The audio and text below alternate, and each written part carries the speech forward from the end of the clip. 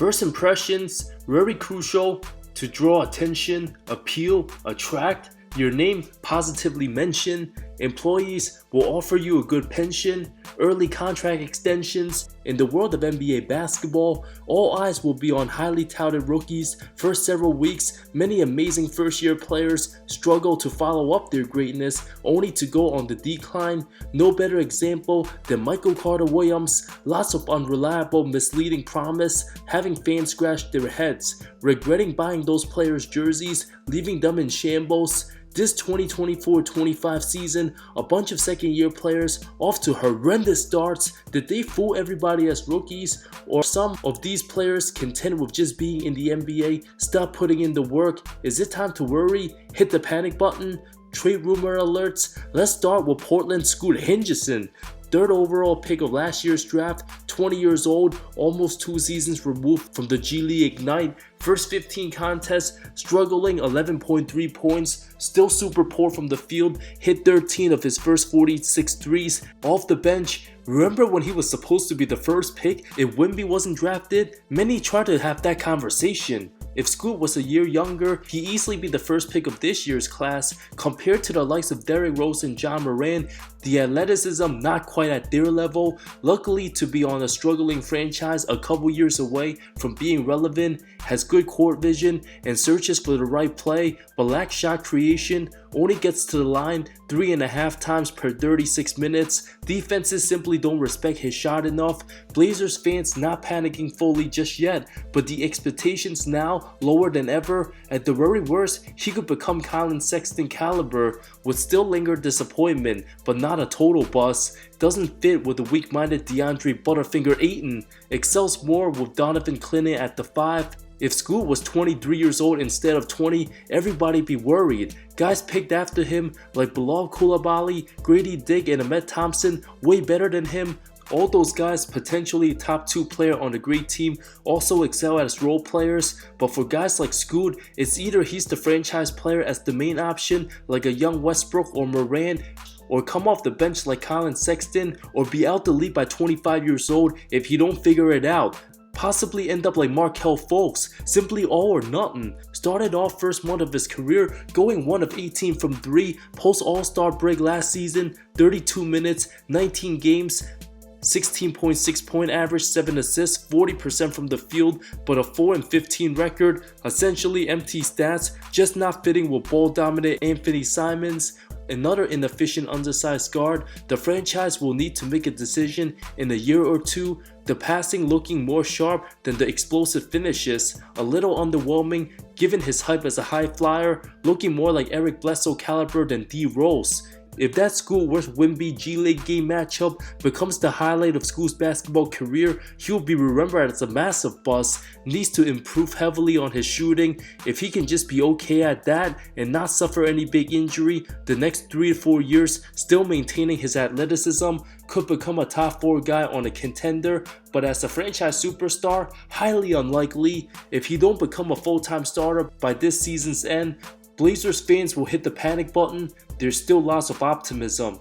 Jett Howard of the Orlando Magic. The 21-year-old 11 pick still figuring it out on a team last in 3-point percentage under 31%. After doing much of nothing, buried deep on the bench, 18 contests, 29 total points as a rookie, 52 total minutes for a lottery pick, lots of time in the G League, an absolute travesty as a lottery pick.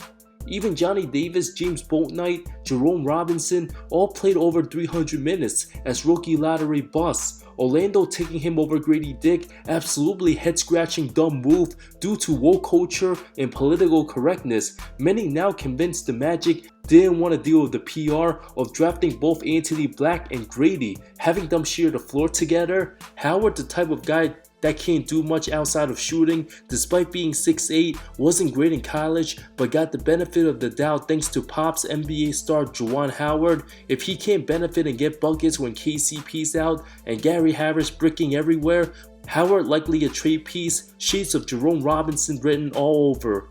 10 pick Cason Wallace of OKC. Went from shooting 42% from deep as a rookie to just 27%, and an efficient 49-42 guy. to now 40-27, with minutes up from under 21 to 26. His defense stellar in the postseason, but even the 10 playoff games, Wallace didn't crack above the 7-point mark once, made between 0 to 3 baskets each game. Despite the struggles, OKC still a 12-4 record. At least he's been stellar defensively.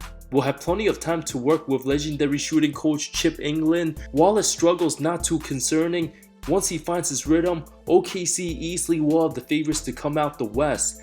Jaime Jaquez Jr. finished third for Rookie of the Year, very shaky, already 23, turns 24 in February, efficiency down, still comes off the bench, perhaps expectations got a little too high, proven to be a high IQ role player, hustle guy. Miami having offensive weapons in Butler, Hero, Bam, and Rozier doing plenty of scoring.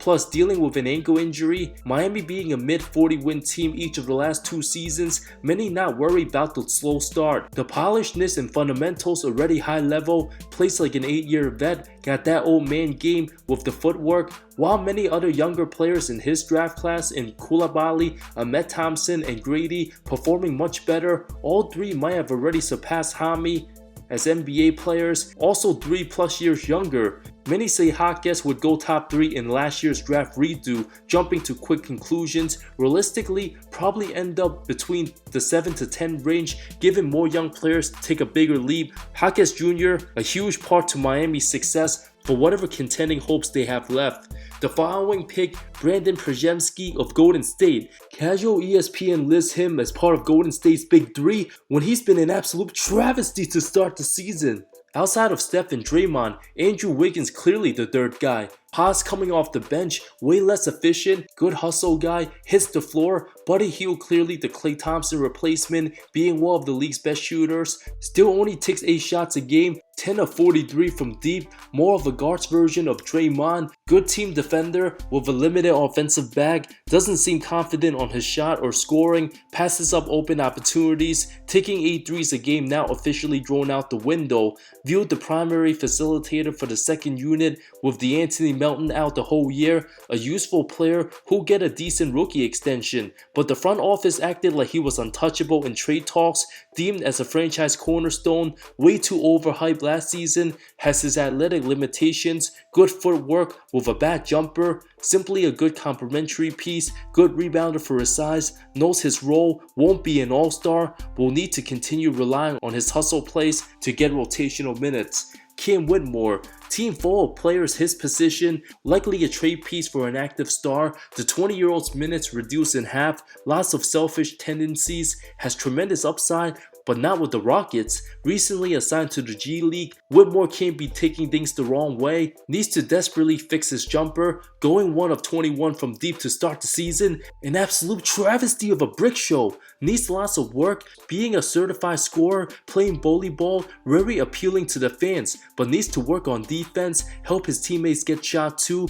When getting to the game in garbage time, teammates ain't gonna like him jacking up jumpers to get numbers, especially when they wide open. Whitmore, of course, a promising talent, but at this very moment, Houston's excelling without him, not the type of player to help the Rockets reach the next level right now. If he can't prove to be a true team player and act like just a scorer, might be a trade piece come deadline 2025.